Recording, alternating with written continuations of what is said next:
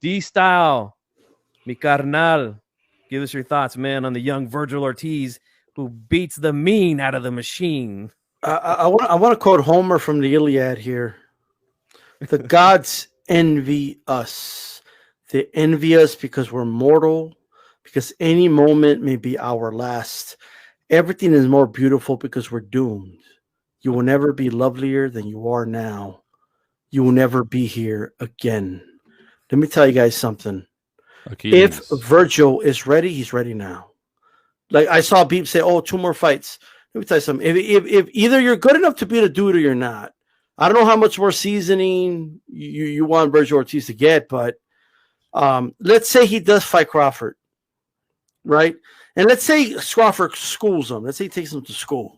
You know what I mean? It's not like it's over for him. He could go back to the drawing board, improve as a fighter, come back. He could still win a world title. He could still have a great career. I don't think 2 more fights is going to get him ready to beat Crawford. Either he's going to do it or he's not. I believe in destiny. I believe that someone is either destined to do something or they're not. Mancini was not destined to beat Arguello. But guess what? He became a better fighter out of that learning experience after losing to Arguello. Canelo was not destined to beat Mayweather. But guess what? He learned from that fight and he got better. And look at him now. Canelo is who Canelo is now, right? It's not the end of the world if a guy loses. So like, if he's ready, he's ready. Like, why are people out here saying, well, I don't know if Victor Ortiz is ready? He just fought and beat a dude that got a shot against Crawford. Vergil, sorry. Did I say Victor? My bad. Yeah. Vergil, right? He just beat a dude that got his shot. Give him his shot. He wants his shot. If he says, I'm ready to fight him, who are we to say he ain't ready? He wants to fight him. And if he's destined to beat him, he will beat him. If he's not destined to beat him, he won't. It's as simple as that. Okay? Vergil Ortiz is as polished as he can get.